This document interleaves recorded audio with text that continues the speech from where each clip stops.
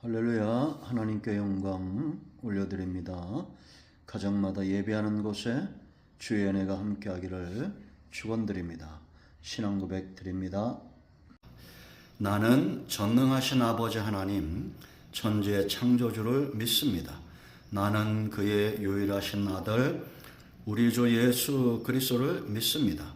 그는 성령으로 잉태되어 동정녀 마리아에게서 나시고 본디오 빌라도에게 고난을 받아 십자가에 못 박혀 죽으시고 장사된 지 사흘 만에 죽은 자 가운데서 다시 살아나셨으며 하늘에 오르시어 전능하신 아버지 하나님 우편에 앉아 계시다가 거기로부터 살아있는 자와 죽은 자를 심판하러 오십니다. 나는 성령을 믿으며 거룩한 공교회와 성도의 교제와 죄를 용서받는 것과 몸의 부활과 영생을 믿습니다. 아멘. 가정예배 주시는 말씀입니다. 마태복음 22장 41절 말씀부터 46절입니다. 기도하겠습니다. 하나님을 사랑하며 예배하며 은혜와 말씀을 사모합니다. 영광과 감사와 찬송을 우리 하나님께 온전히 올려드립니다. 주의 보혈을 의지합니다. 우리의 모든 죄와 허물을 사하시옵소서. 중심으로 하나님만 사랑하며 원하며 말씀 앞에 살기를 흠모하며 그렇게 깨어 주오실 그날까지 하나님 앞에 서게 하옵소서. 말씀을 전하는 자나 듣는 자들이 오직 하나님만으로 인하여 기뻐하게 하시고 말씀으로 인하여 소성함을 얻는 귀한 시간 되게 하시며 무엇보다 가정마다 은혜가 한량없이 부어져서 하나님께서 기뻐하는 가정들로 세워지게 하옵소서. 예수님의 이름으로 사모하며 기도합니다. 아멘. 41절 봅니다. 바리새인들이 모였을 때 예수께서 그들에게 물으시되 너희는 그리스도에 대하여 어떻게 생각하느냐? 누구의 자손이냐? 대답하되 다윗의 자손이니이다. 이르시되 그러면 다윗이 성령에 감동되어 어찌 그리스도를 주라 칭하여 말하되 주께서 내 주께 이르시되 내가 네 원수를 네 발 아래 둘 때까지 내 우편에 앉아있으라 하셨도다 하였느냐.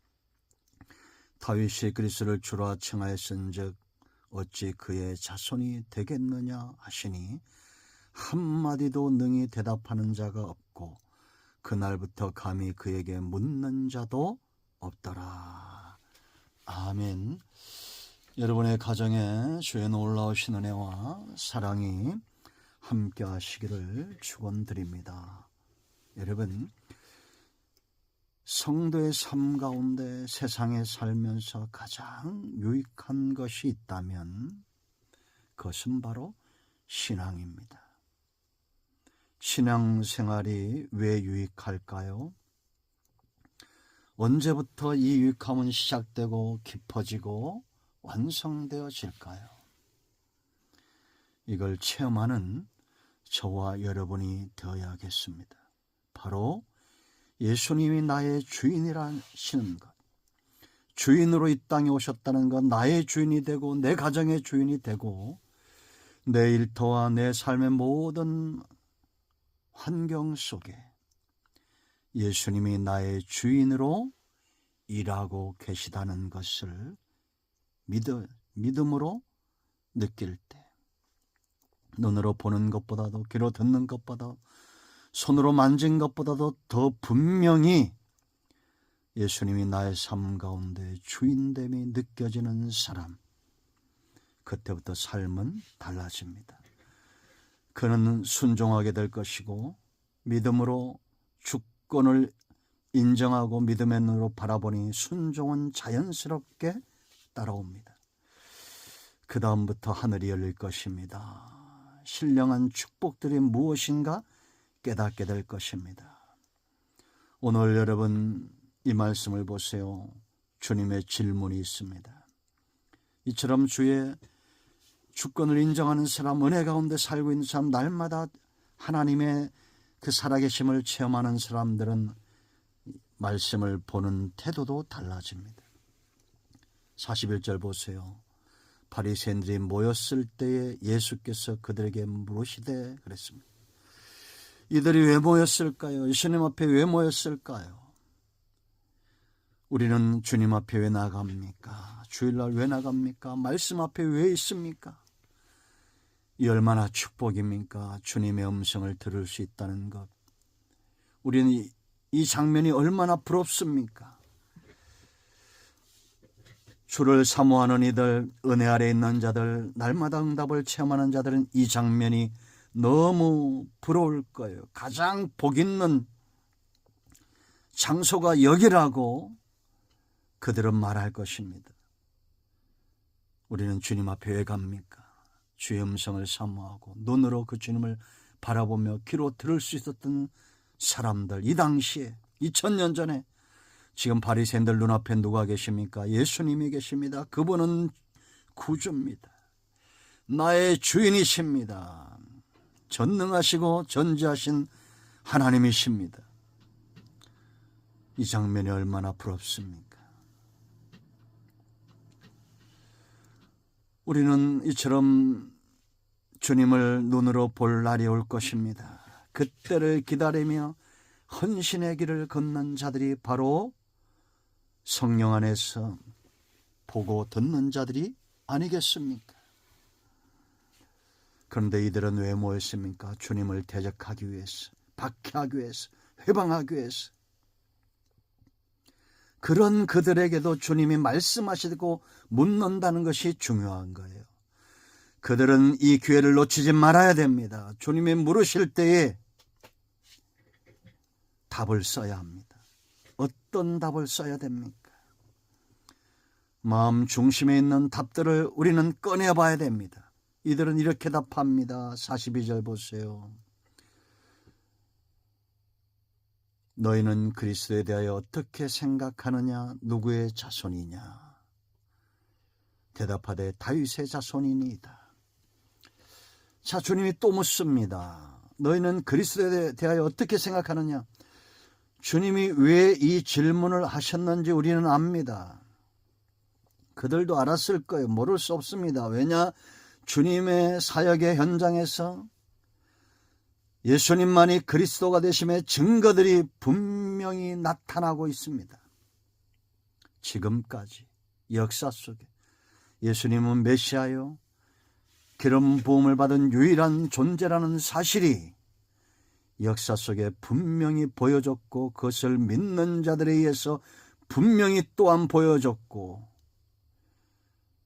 하나님이 세우신 종들을 통해서 말씀 가운데 분명히 선포되어져 왔고 무엇보다 분명한 증거는 믿는 자들의 가슴 속에 성령이 믿게 하시는 역사가 있었습니다. 지금도 마찬가지입니다. 그러나 당시에 예수님을 거역하던 자들은 이것이 거슬렸습니다. 예수님의 신성이 거슬렸고 그리스도라고 말하는 것이 거슬렸습니다. 그러나 우리 삶 가운데는 거슬림이 없습니다. 예수님만이 그리스도입니다. 그래서 우리는 예수 그리스도 이렇게 믿고 말하고 외칩니다. 이것이 복음입니다. 정말 복음을 한 단어로 말하라면 예수 그리스도입니다. 예수의 의미를 알죠. 자기 죄를 지고 가는 감당할 어린 양입니다. 이 구속입니다.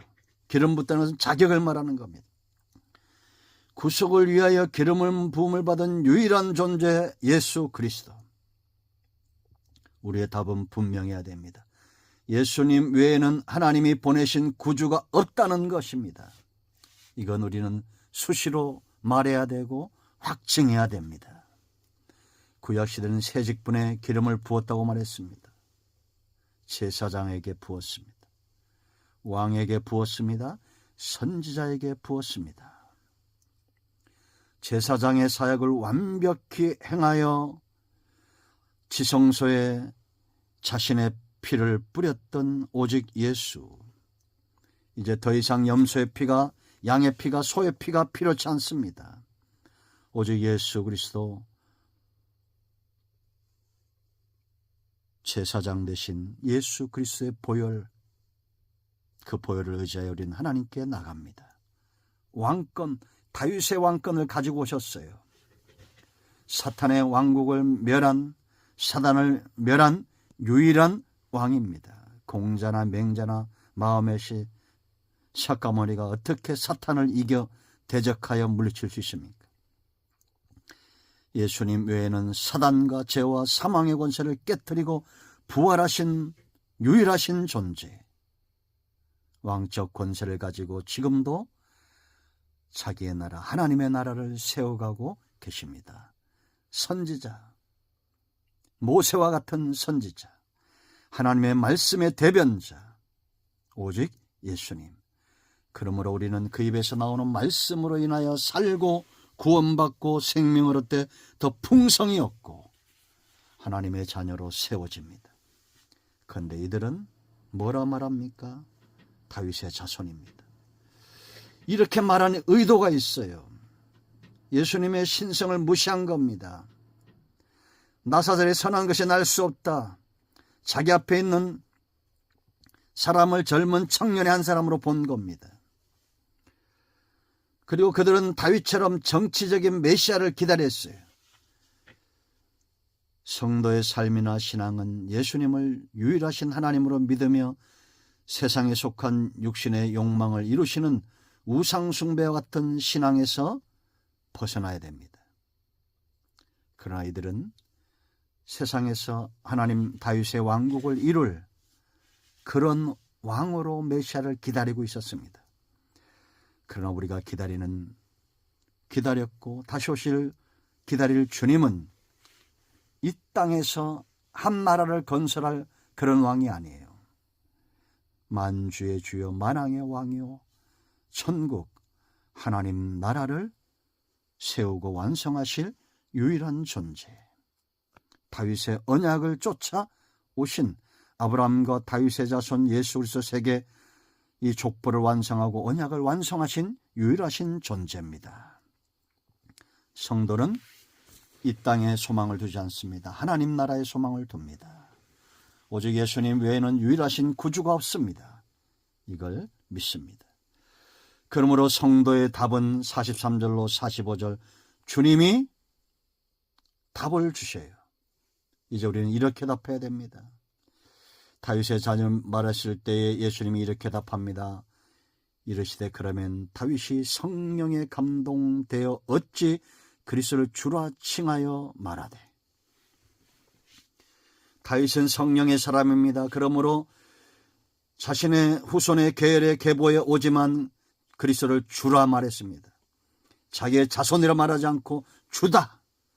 지금도 성령의 사람들은 예수님을 주로 인정합니다. 내 의지나 내 노력으로 되는 것이 아니에요.